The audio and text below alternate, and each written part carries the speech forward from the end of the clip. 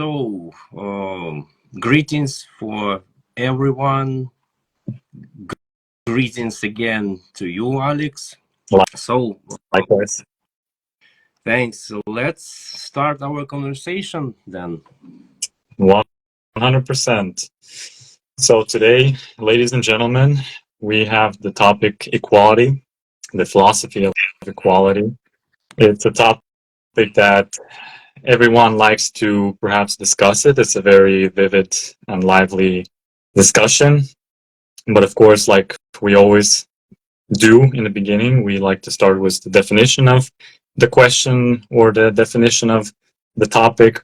And I will again do a little bit of a briefing on equality.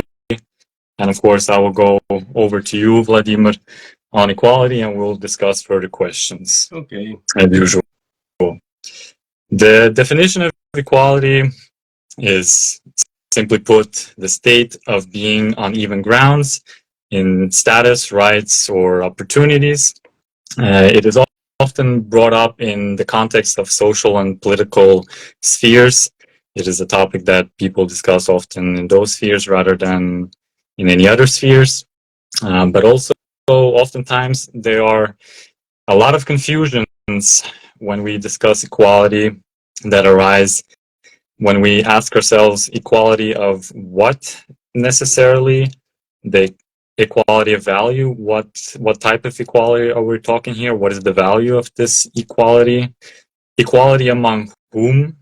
Which people or which subjects are here involved? Those are some of the questions involving equality that are often posed when we try to figure out what the state of equality is for that matter.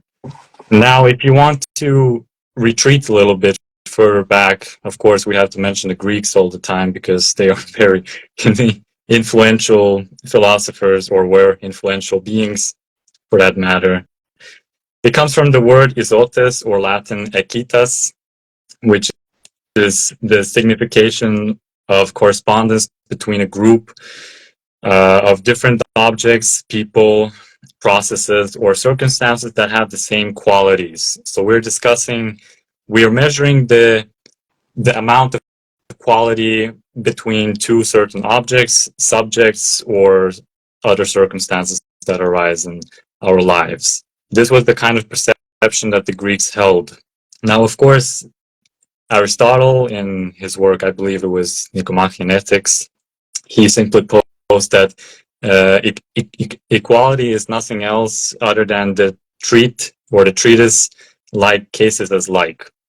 Meaning, in other words, that equality is to be treated within the measurement of, let's say, the value of the quality, so to speak. Now, of course, there are also different approaches to equality. There are a lot of theories, or a lot of, like, let's say, philosophical concepts, such as the utilitarian concept, the libertarian, the communist concept of equality. And for that matter being, I would like to ask you, what do you define equality as? What is your understanding of the nature of equality? As for me, well, firstly, thank you for this introduction. As for me, equality maybe could be understood like maybe in moral sense, in social sense, in political sense. I think that the category of equality, it's a very broad thing, very broad stuff. So due to more or less good or clear understanding of this category, philosophical category, we have to know exactly about or what are we talking or thinking about when we are talking about equality. equality in what sphere? In the sphere of policy, in the sphere of economics, in the sphere of society, or some other thing. So if you are interested in my opinion, I think that simply, or maybe it's like more too easy, too simple understanding. But equality is when you give some the same things, the same actions, or the same or act in the same way or like another person, or I don't know, subject acts towards you or with you. So equal for equal, yeah. It's maybe very simple understanding, but I think that it's the most widespread understanding among very broad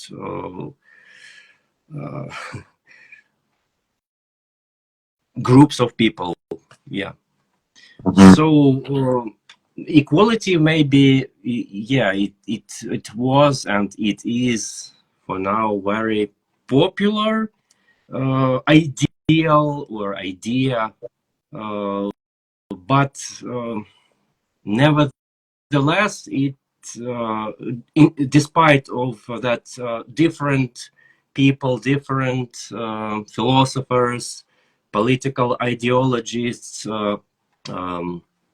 told about that, wrote numerous books about equality. For today, this concept is quite mysterious, I think, because of its broad meaning, because of that different people, different societies with different cultures just can see or use it for different purposes, ideology purposes, political, or just simply to fight for their rights, and so on. So it's very abstract concept, like maybe some different philosophical concepts and categories.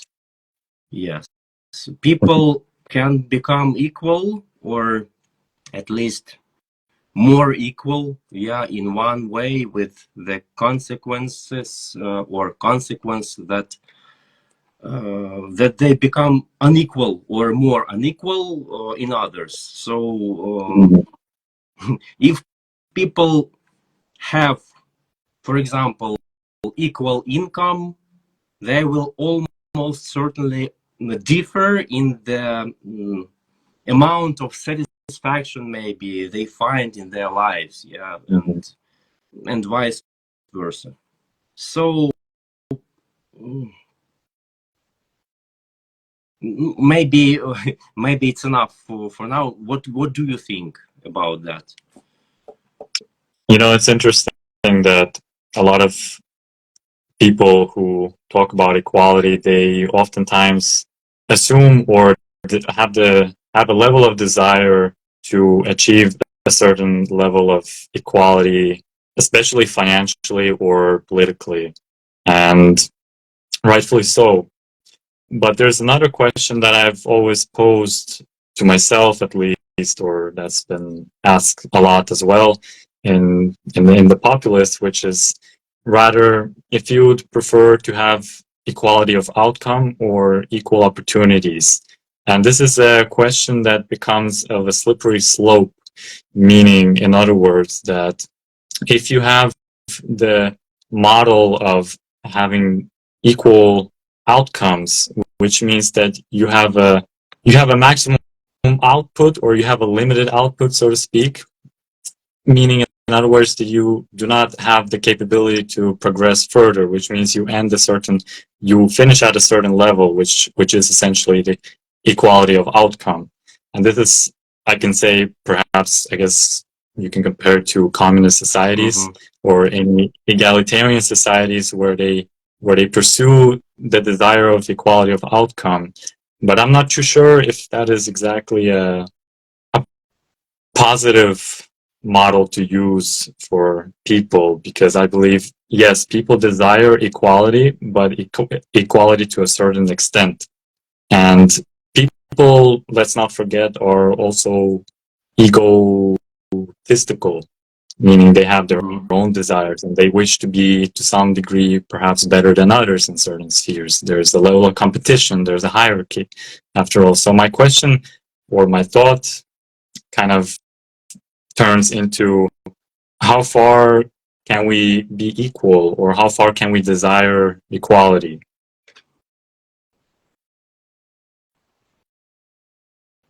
What is your analysis of that? You know, it's quite complicated question, because even if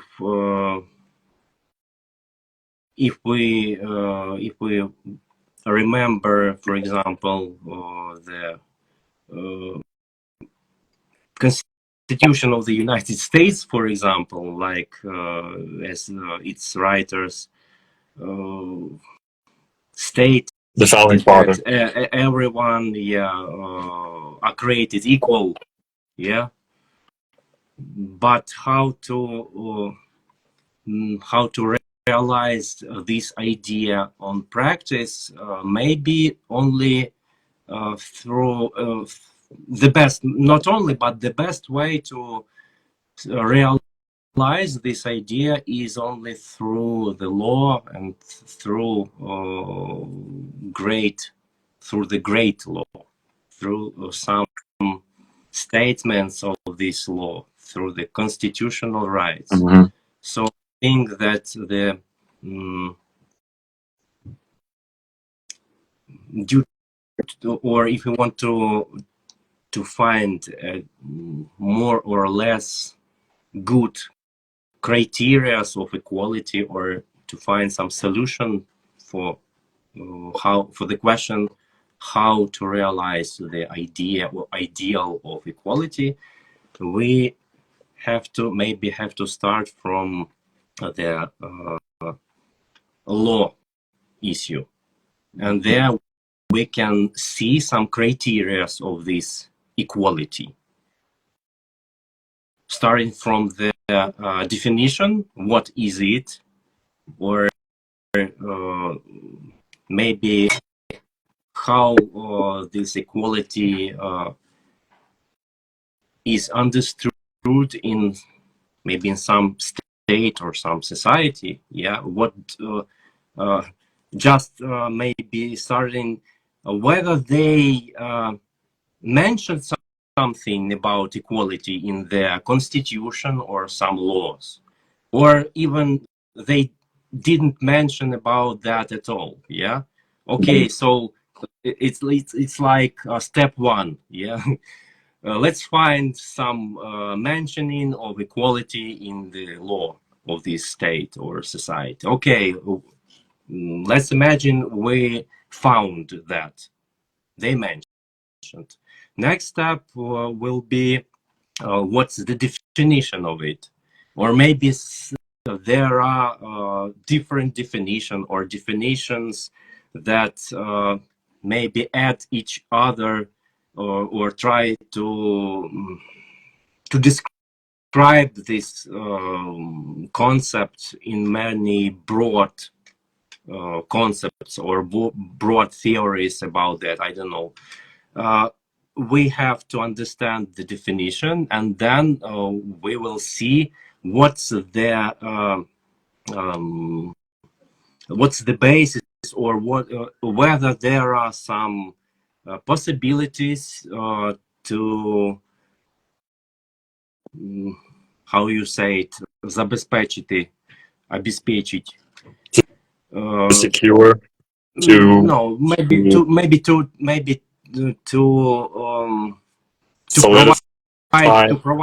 provide it to real practice. What mechanisms conditions they feel or fulfill, Put to into the action. law. Okay, so that's very that's very complicated thing. It's not so easy to say what to do. Or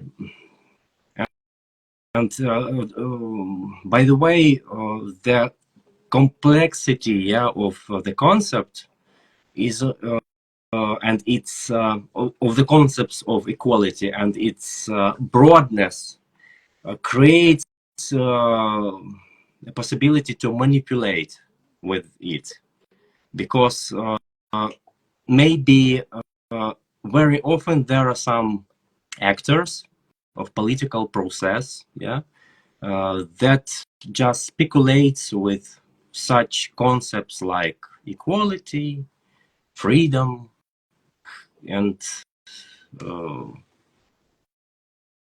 egalite. Just How do you say it? Egalite. egalitarian principles, Egalitarian. justice. Yes. Mm-hmm. Mhm. Justice. Yes. Justice. What's justice, and so on. So.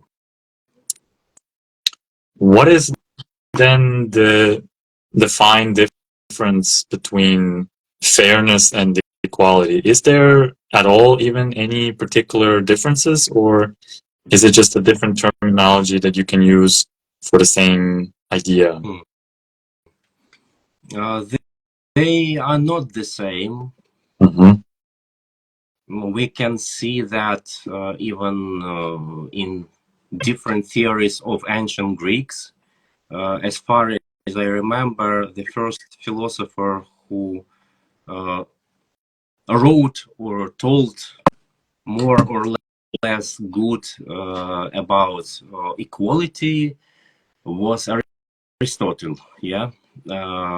He said that there are two types of equality, or no, not equality, fairness. Fairness. Yes. But I think that if we are speaking about equality, there is always or in this case the concept or the idea of fairness have to be near this concept. Yes. Mm-hmm. Because they are connected with each other, but they are not the same. The connection, the connection between them could be described in such terms like if we, for example, if we are equal, so if like how do you say it? A minute. Like you say, an eye for an eye, An eye for it would be, like tooth a for very tooth. very ancient rule of equality and Quality. fairness. Mm-hmm. The only question I have, or maybe I didn't still quite understand, like in practice, when do we speak of fairness and when do we speak of equality? In what situations is it more appropriate to use the term equality and vice versa, fairness? This is something that I'm trying to get a grip on, but haven't really been able to. We can speak about equality or fairness in different situations, just simultaneously, or Simultaneously. Yeah. So you said, so from my understanding, fairness and equality are not exactly the same, but they're still interconnected to some level of degree. They are not the same, but they are connected with each They're other. connected. Yes. uh, as far as I understand, we can't be sure that there is some equality if there are no fairness. As far as I understand, when we are speaking about equality, we have the fairness in like a potential thing. So, or maybe there could be some other example. If we are speaking about fairness, there could no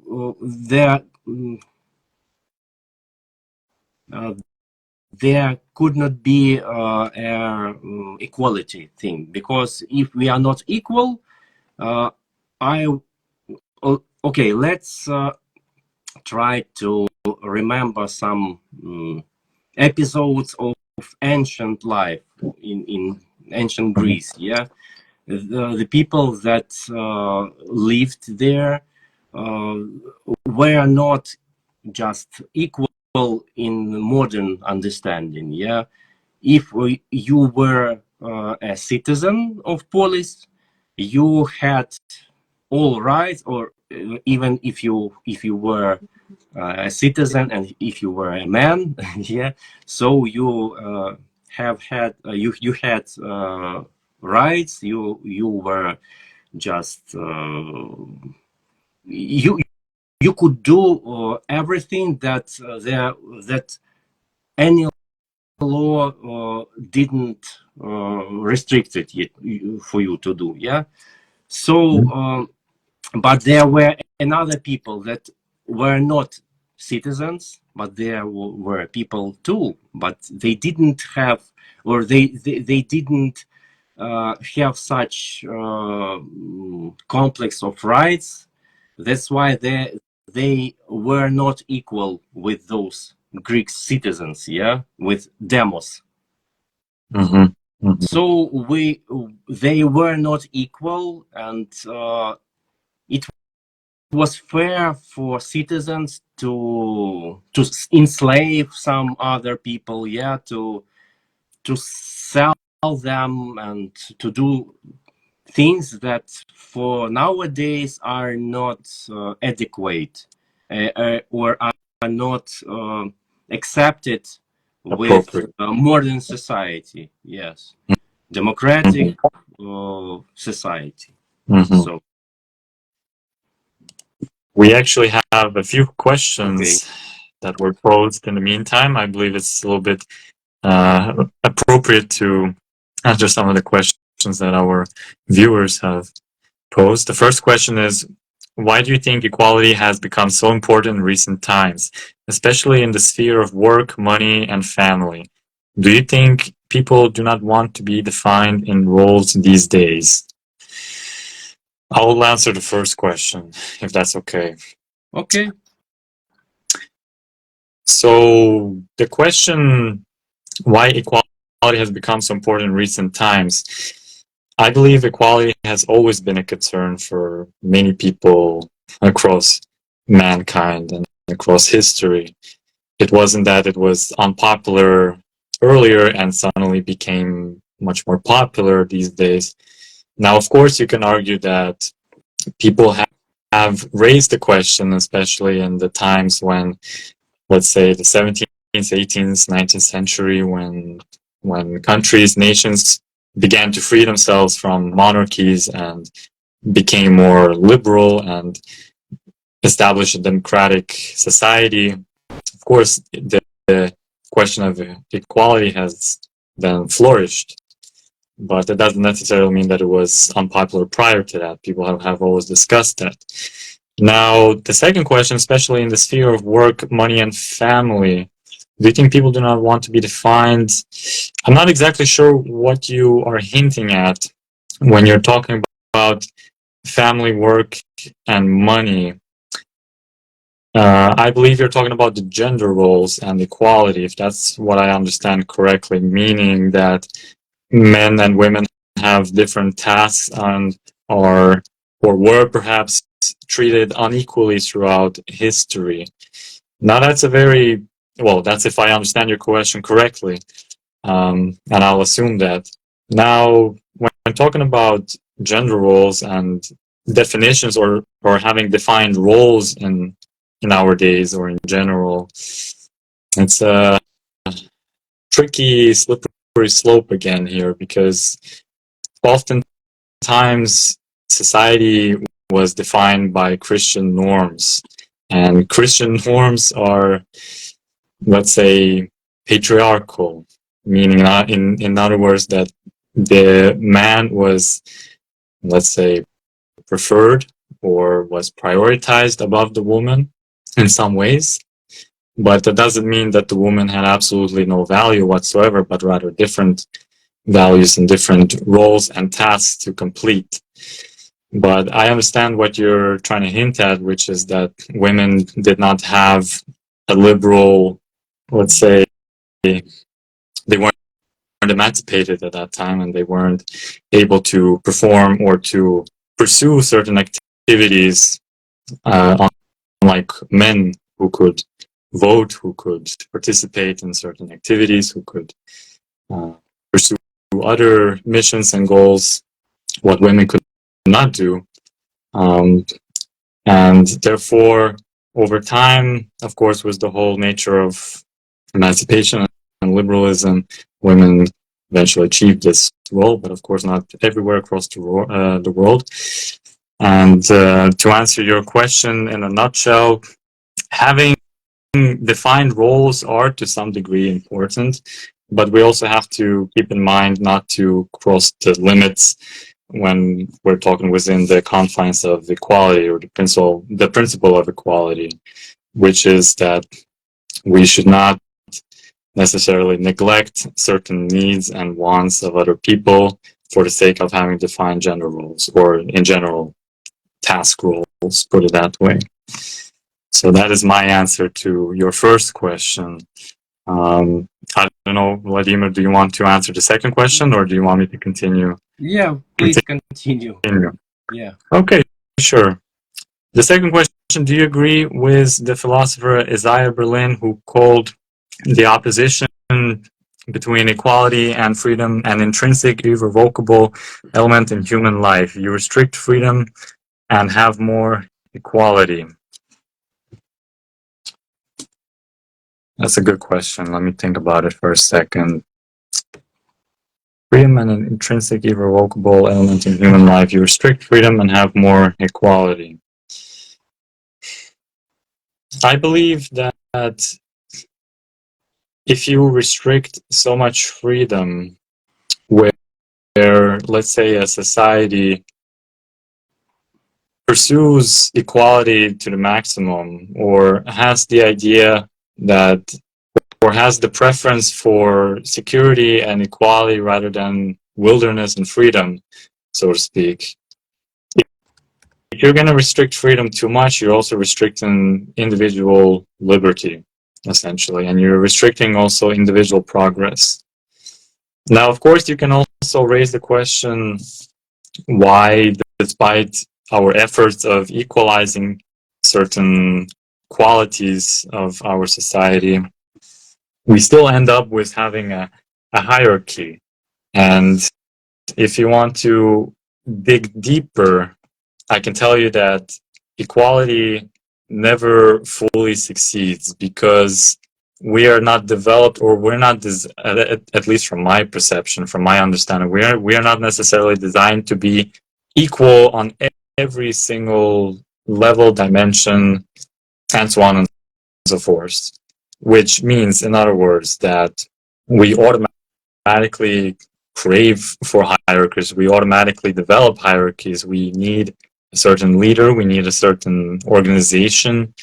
That also applies to the question why, the richer get rich and the poor get poor, for example, is because eventually we can start out, everyone is equal, we all have the same money, but if we let all the individual subjects mingle among themselves for a particular period of time, we trade, we exchange, we buy, sell, exchange information, and so on and so forth. Eventually, there will be only a handful of winners and a massive load of, let's say, losers. I don't want to really say losers, but let's say people who end up with very little amount of things, possessions, materialistic possessions, so to speak. And only a handful of people end up being, let's say, very wealthy. And you can actually prove that, or perhaps not prove, but let's say you can discover that in the burials of ancient people in Paleolithic times, when you saw a lot of massive graves with people who were buried with absolutely nothing or very little amount of possessions, because oftentimes it was a ritual for people to be buried with gold, with certain tokens and other possessions that these people had for them personally. And you saw a lot of people in mass graves who had very little amount of possessions, and then you only saw just a handful of people with a lot of possessions, a lot of gold and silver and bronze and all the other things that they had. So what I'm trying to say is that it is perhaps in our human nature to not be equal and rather be in a very competitive dominant hierarchy. That's how I would maybe classify or define it. But that is not exactly, let's say, the question to equality in it of itself. We're talking here equality in terms of having equal opportunity, which is what I said in the beginning, where everyone starts at zero, let's say, or at a certain amount of level, right? Like a universal basic start, let's say. And in the end, we see who wins, because essentially we are competitive beings. And it's like we can imagine if everyone starts at the starting line in a race, let's say a running competition, everyone has the same start, the same line, the same distance, and we see who runs faster, and the first one to finish the line first wins, rather than the other way around, where everyone starts at different measurements, and in the end everyone comes at the same line at the same time, which is not exactly a productive, or it's more of a, let's say, a counterproductive nature for us human beings. So that is my answer to the second question. And the third, gender roles, exactly. That's what I was referring to. Sorry, can I add something? Of course, of course. To your answer for this second question, I can add that equality and freedom, I agree in general with Isaiah Berlin.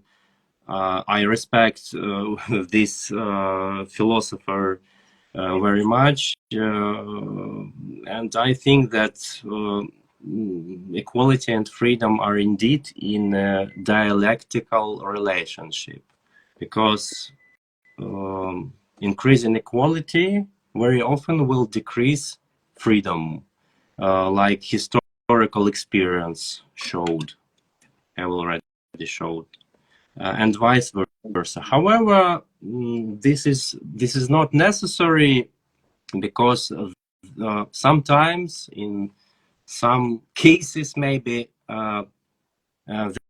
there may be a situation where freedom belongs to a limited group of people, or maybe I don't know, some leaders, political leaders, or some maybe members of some organizations, parties, or even criminal structures. It depends on what state or society we are thinking about. And so they at the same time will be, or they are first among equals. We can name them like that. They have freedom, and they are first among equals. So equality and freedom are only have some meaning for them, for this group of they're more equal than the others. Yes. So that's why maybe I'm repeating now that I've told at the beginning of our meeting, of our stream, we must always clarify what kind of equality we are talking about. Political equality, economic equality, moral equality, or some other type of that. Yeah. Thanks. Thank you for your input. Appreciate it very much. Thanks. The third question about fairness and equality. Let's see, if I get an equal treatment at work as a person who did not get educated, then it's not fair since they didn't get the same opportunity as me. Would you like to answer that question, or you may answer, and maybe if okay, you are more you are how do you say it, it maybe you are much more closer to philosophical questions and issues for now than me, so it's better than you start to answer. sure, Okay. sure. So to answer the third question, if I get the same, or if I get the equal treatment at work as a person who didn't get educated,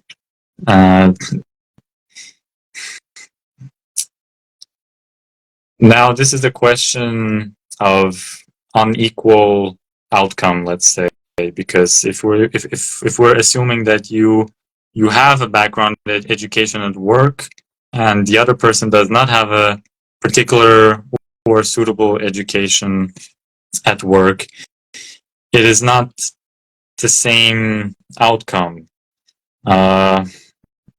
First of all, we have to ask the question, why would the company hire people who are not exactly qualified for this particular job? Because normally we would have to have a person who works at this company have a degree or a suitable diploma to even function in that particular organization. So if something like that happens, then usually there is I would say, a background motive. Perhaps the management of the company has preferences, has biases, and this is where we get to the deep rabbit hole of we are equal, but some other people are more equal than you.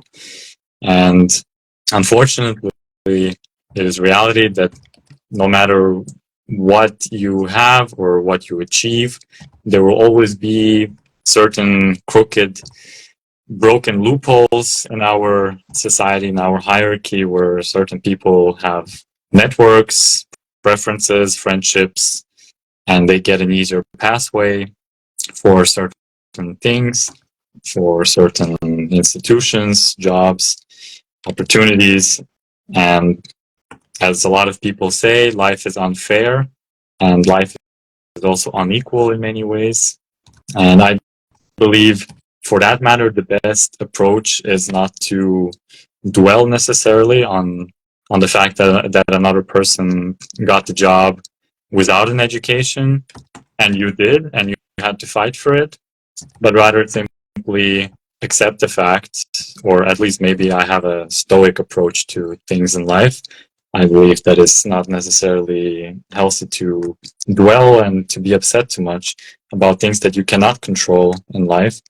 If there are things that you can control, then you, of course, don't have to worry about that as well, because you have the power and control to change things that you can change. But going back to the argument or to your question, in that particular situation, I would not really dwell too much on that, and I would rather simply think what the next best move for you personally is, worry more about yourself, and you as a moral, honest, and just person should continue to pursue fair treatises, to pursue fair, let's say, fair work, fair achievements of things. Just because other people get to achieve things unequally or in a cheating way, perhaps, doesn't necessarily mean that you get to do the same. And this is the whole idea of morality, where morality comes into play. And a lot of times, a lot of people start to fall for the trap that when they see a person cheating or achieving a certain object, a certain goal in a very unfair or unjust, unequal way, that it for some reason for them it becomes like a justified action to pursue the same thing just because another person got to do it, in other words. And then if everyone were to do it, then eventually society would collapse and, well, broadly speaking, collapse metaphorically and perhaps even in action. And this is what you see oftentimes in politics as well, or you see in other institutions as well. And this is actually something what was leading up to the question that I had written down for this discussion, which I'm not sure. I think one time you told me, or we were discussing about something, and you explained the theory of Konrad Lorenz, who was, I believe, a behaviorist, a psychologist, Yes, or some yes, animal yeah, behaviorist, yeah, or something of that yeah. sort. And Zoo psychologist. zoo psychologist, ethologist, I believe Hmm. it's also called, maybe.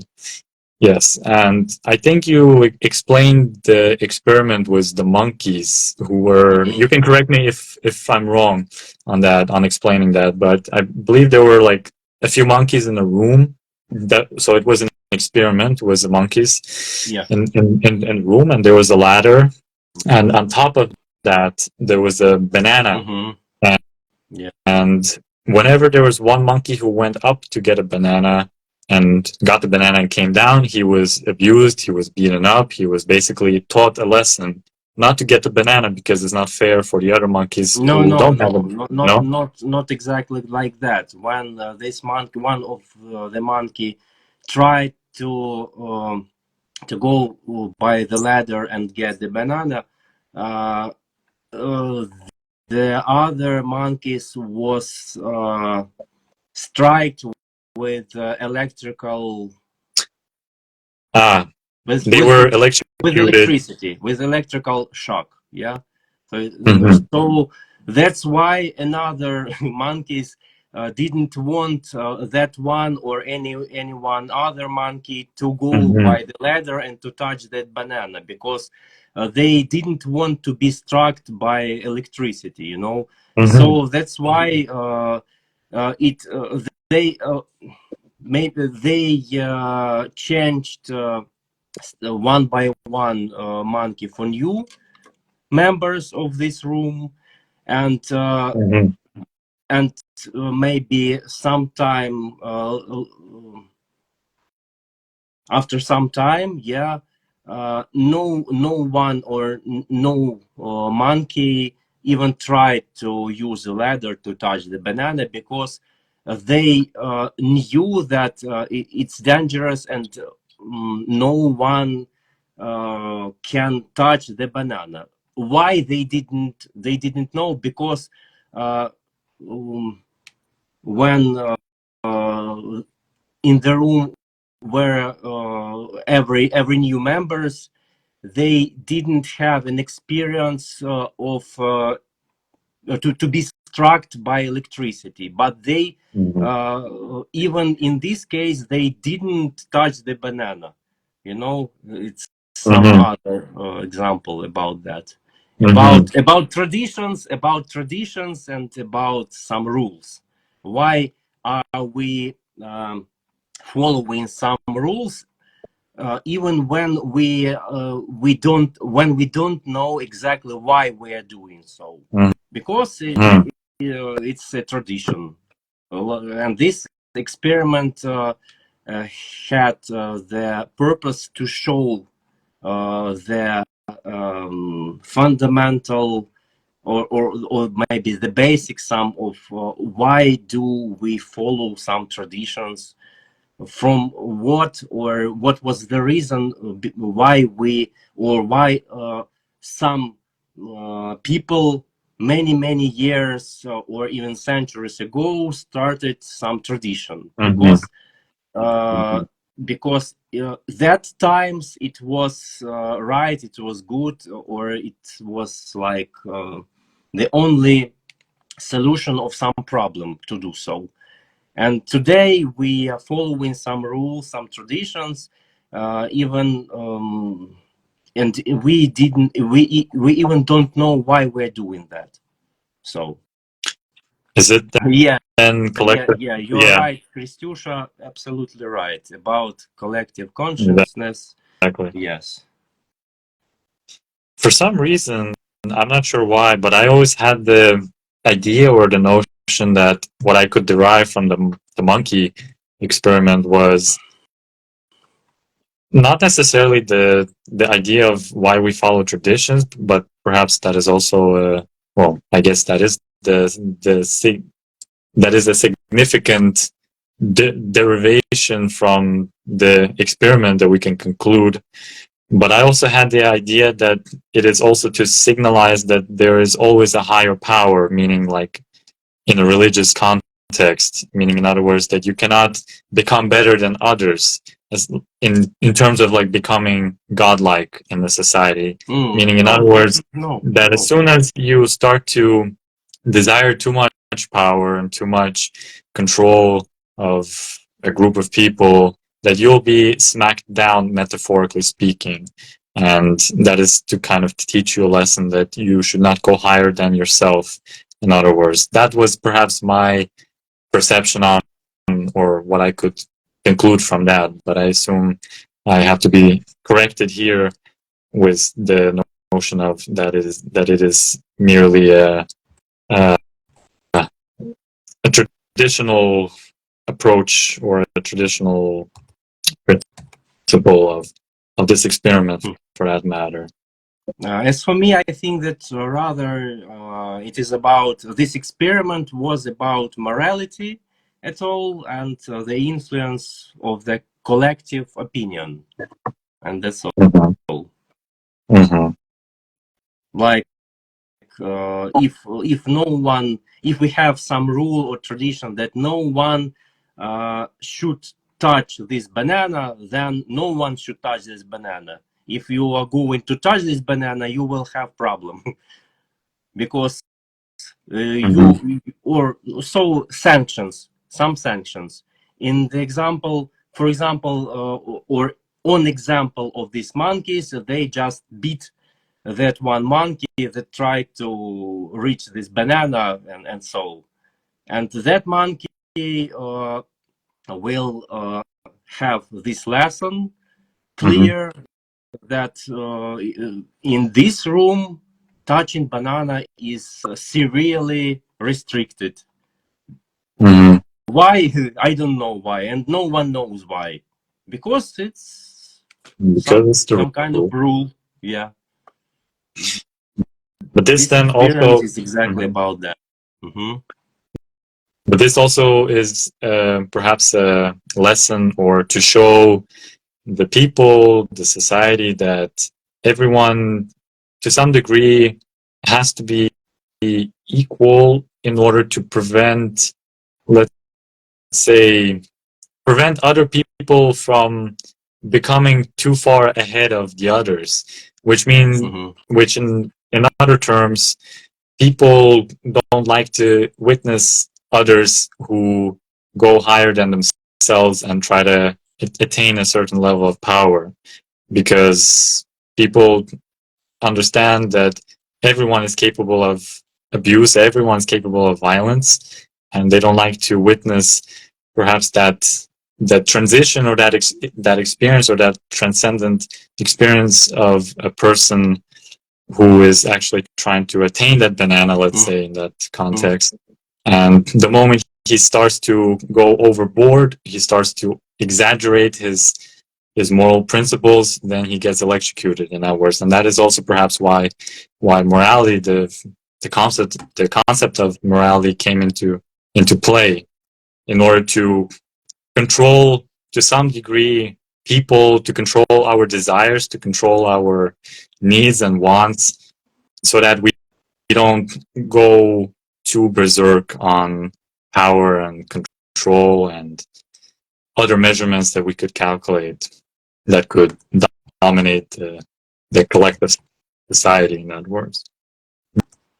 That is my approach to this experiment, for that matter.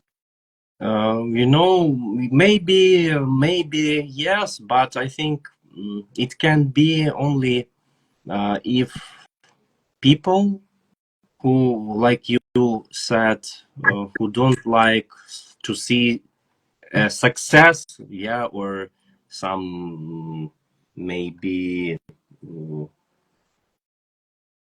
some will of another man or woman who wants to be better, to have some power or something like that. Maybe other people don't accept and even aggressively restrict to do that, even, only if they are afraid of some bad consequences for this desire for them. So he or she wants to be a leader, or he or she wants a banana, but we don't want to have problems because of his or her will to have that banana. It's more simply that no one touches this banana, and everything is fine. Only in that case, if people are afraid of bad consequences, when some other wants to try his or her best to have some power, to have some, I don't know, other goods or something like that. But if some group of people or society understands that it's okay because it's not a problem for us, he or she wants to have something, we also can do that, but we don't want. If he or she wants, so okay, but let he show that he deserves that. And why? If he is more, I don't know, has some like education or some talents, or I don't know, some opportunities to solve some problems or to do some useful things for a society, for example, or for that group of people. Okay, so why not? Yeah. Even totalitarian societies have leaders, yeah, have duce führers and so on, yeah. And on the contrary, this society, such kind of or such type of societies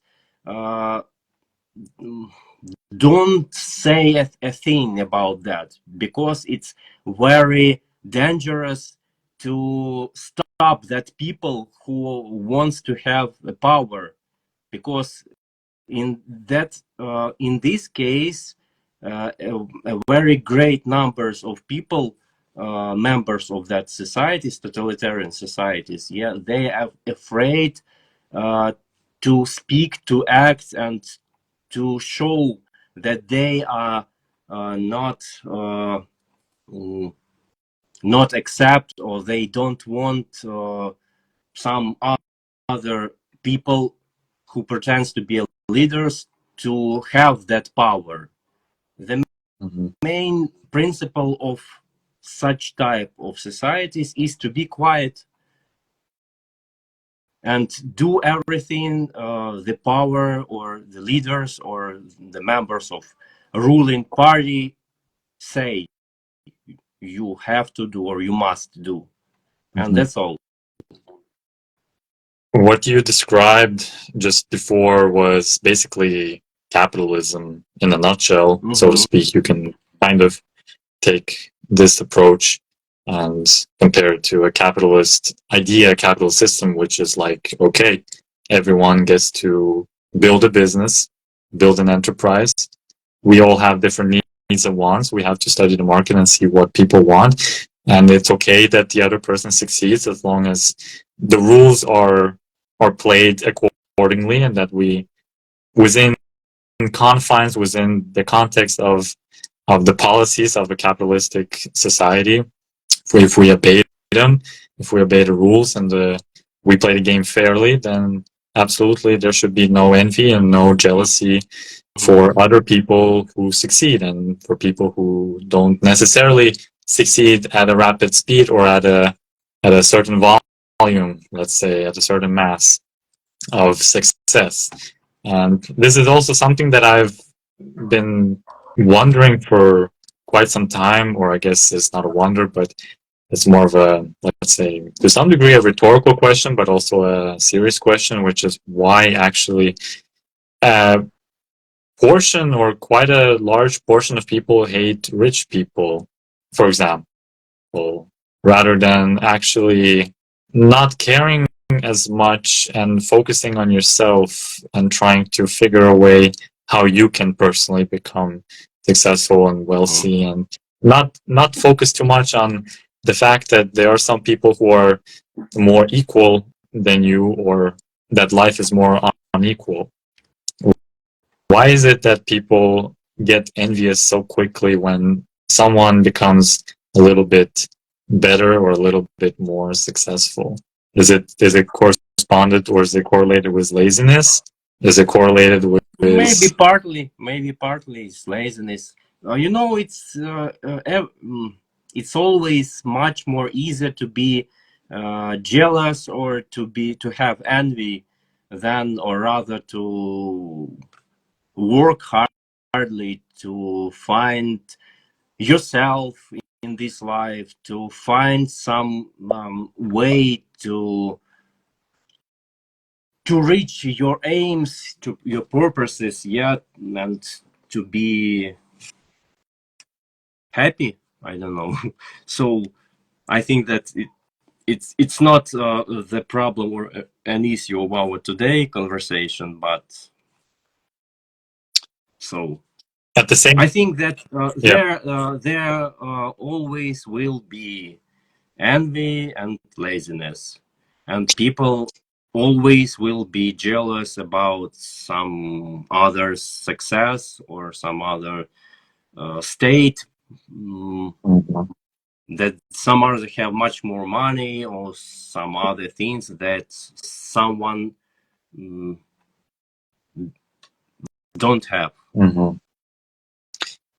At the same time, though, I find it a little bit humorous that a lot of people also follow successful people, like, for example, on certain pages, on certain Instagram sites, where they like to, or they enjoy watching pictures of successful people with their mansions, with their villas and cars, and it kind of feeds their dopamine to some degree as well. So on the one hand, you have a group of people who are envious and jealous and don't want those types of people to succeed, but then you also have the people who simply enjoy the content and the feeds that they receive, which is by watching other people show off to other people, to show how much fame, how much success, how much money, and all the materialistic items that they acquire over time. So it's a little bit of a conundrum, in my opinion, a little bit of a paradox. It's either you don't appreciate the success of the people, or you do appreciate the success of the people, but you don't do anything about it. So it's, in that Yeah, sense, it's both ways. You're not doing anything about it, which I find pretty unique in the human nature. yeah, I think that firstly, those people who like to look through Instagram and these pictures of success, different types and kinds, they don't know firstly if this is true that they see. Uh, okay, let's say that's true, but in this case, they also don't know how much work or and suffering those successful people have to pass, yeah, to reach that, all of that of success and cool, beautiful pictures they post in Instagram or some other social media. That's why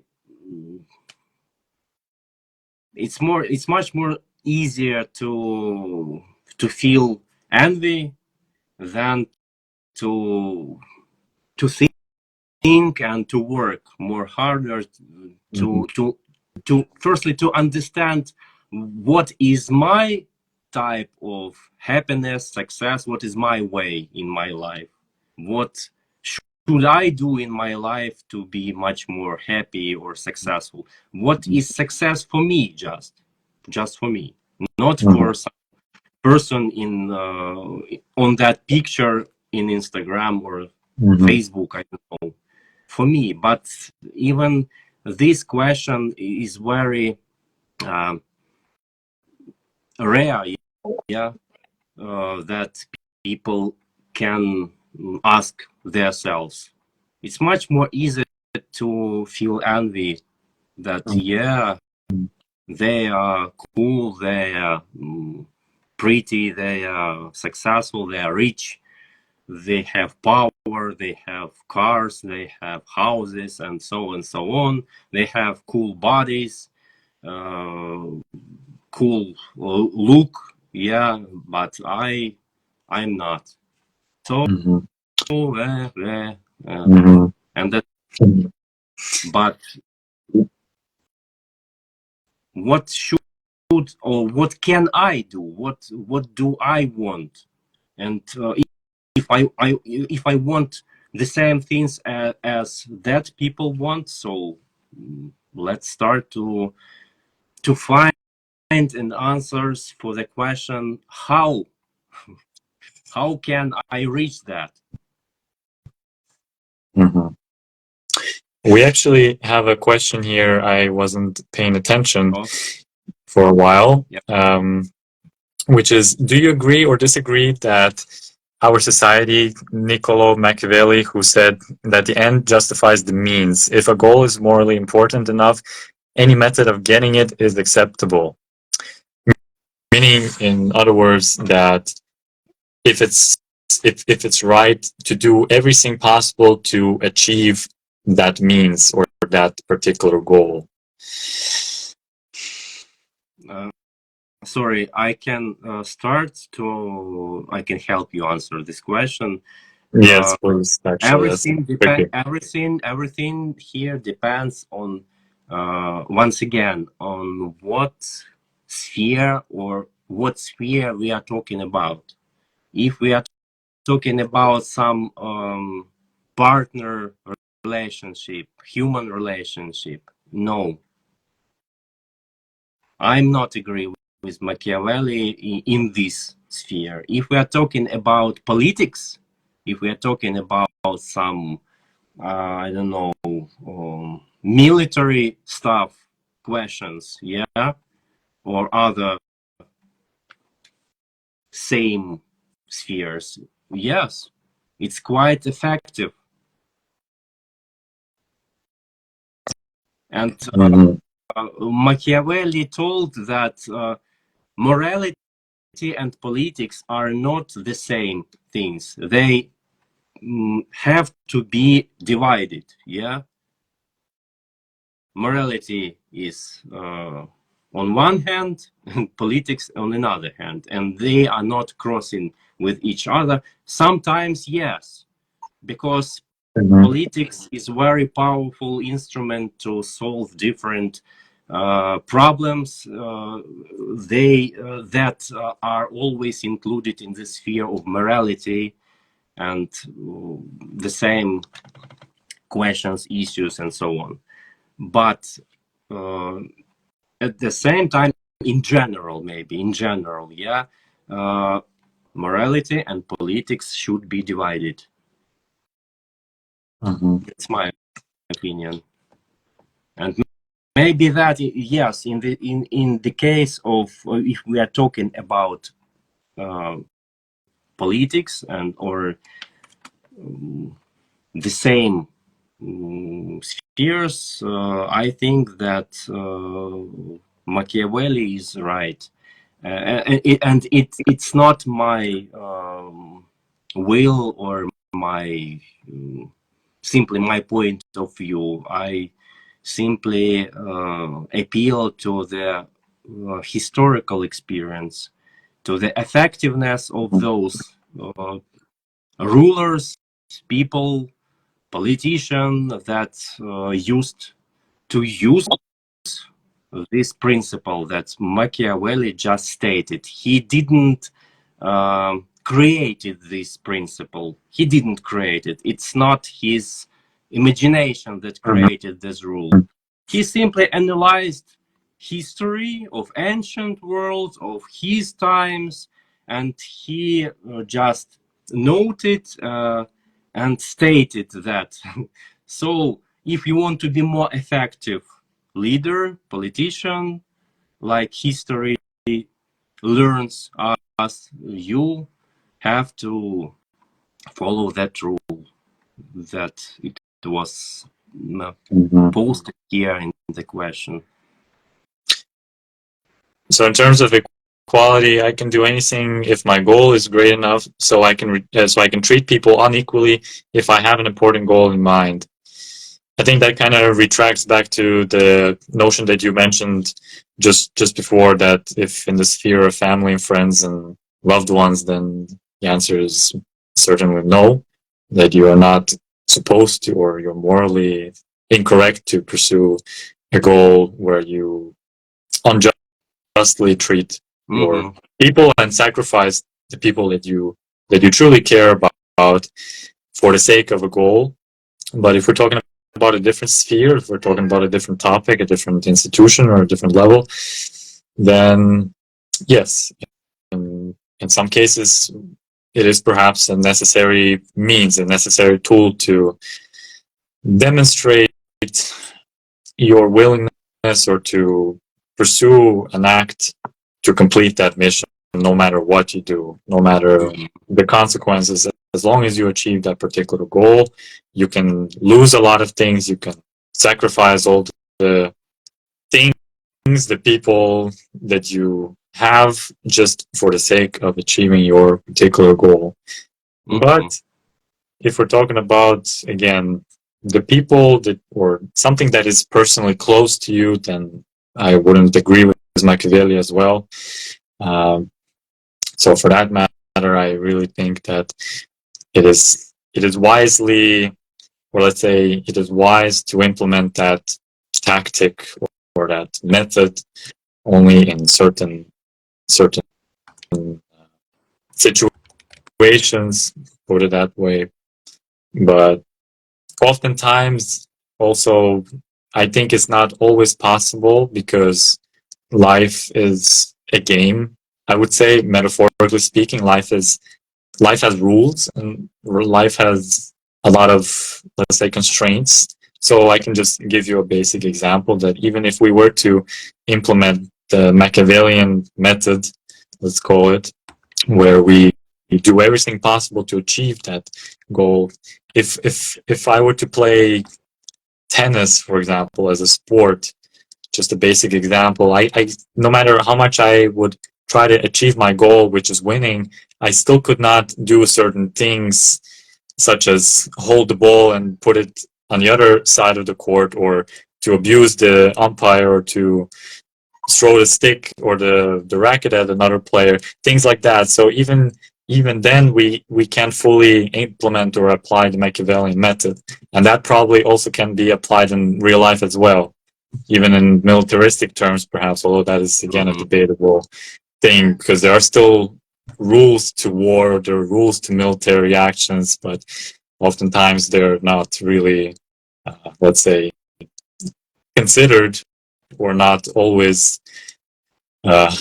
applied, despite having all the Geneva Conventions and all the laws of warfare.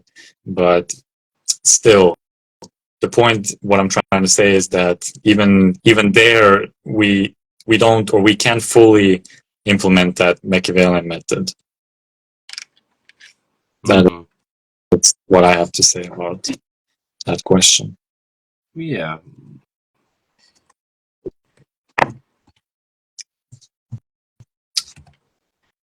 Is that I think that the best way for us is try to avoid some extremes, because on one hand we have an extreme rule that stated Machiavelli, yeah.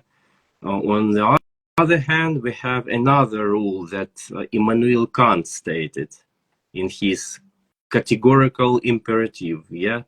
Always it says that always treat a person as an end and never as a means. Yes, this another extreme.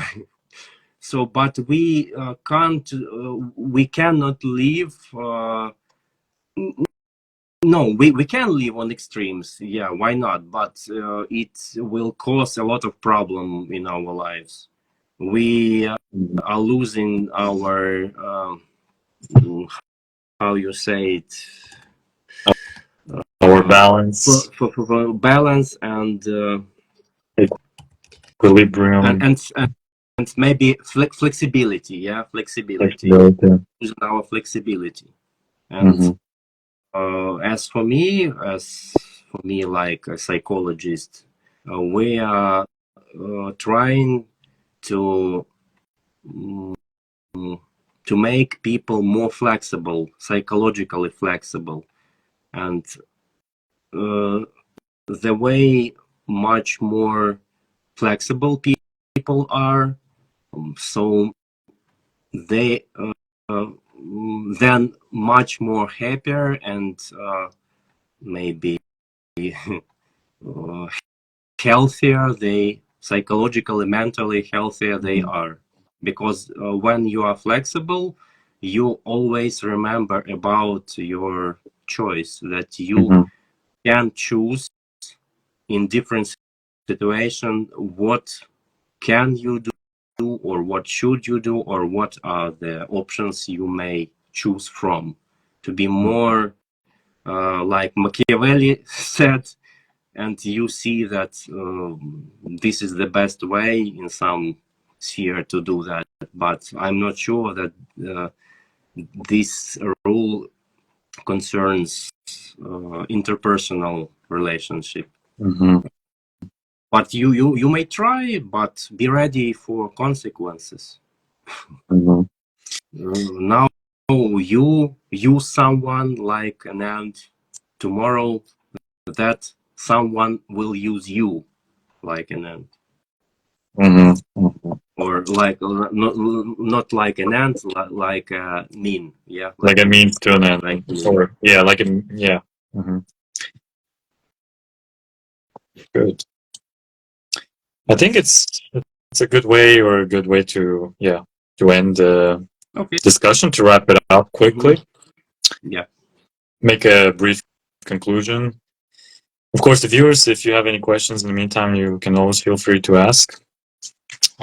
So, to conclude, the philosophy of equality, it's actually very difficult to conclude because it's very, very dynamic and broad to begin with. But if we want to summarize it briefly, then equality in its fundamental, deepest essence is simply the state of being the same, or receiving the same act, or receiving the same quantity of things, being basically on even grounds in terms of rights and opportunities and status in other spheres in politics and economics and personal life among friends. But of course, the question then often is, what we often have to then pose is not just what is equality, but equality in terms of what? Equality in among whom? Who are the people that we're talking about? In what context? The sphere, and so on and so forth. And of course, equality is to some degree, or to a large degree, let's say, necessary to maintain a functioning society, because if everyone were to be, let's say, treated unequally, or it was the hierarchy was based on an unequal principle, then we could not properly, healthily develop as a collective group, as a collective society, and that's why we have implemented morality. We have implemented the justice system, the courts, as a means or as a medium for people to receive justice, to receive equality in some way, shape, or form. But we also have to be concerned, or not be concerned, but simply be aware of the fact that the more we push for equality, the less freedom we would probably receive, or we would reduce freedom for ourselves the more we push, and vice versa. Of course, as we've discussed, that equality and freedom are essentially interconnected, but are not the same, and as well as fairness and equality are not the same, but are interconnected in some ways. So that is my brief conclusion on equality. It's a very deep, very difficult, complex topic. I agree. We would have to definitely invest more time into it, but if there are any questions, dear viewers, you can message me directly or Vladimir for any time. And we look forward to the next episode or the next discussion. Thank you. Thanks a lot. Very interesting. I'd love to hear more about the philosophical theories and the timeline of the philosophical ideas and what was happening in the world at each period. I'll take that into consideration. Thank you very much. I'll write it down and we'll see what we will figure out. And of course, thank you, Vladimir, for taking your time for answering, discussing the questions, and discussing. Very interesting. I appreciate it. Thank you very much. So till next time. Till next time. Have a good day. Thanks. Have a good day too. Bye. Goodbye. Goodbye.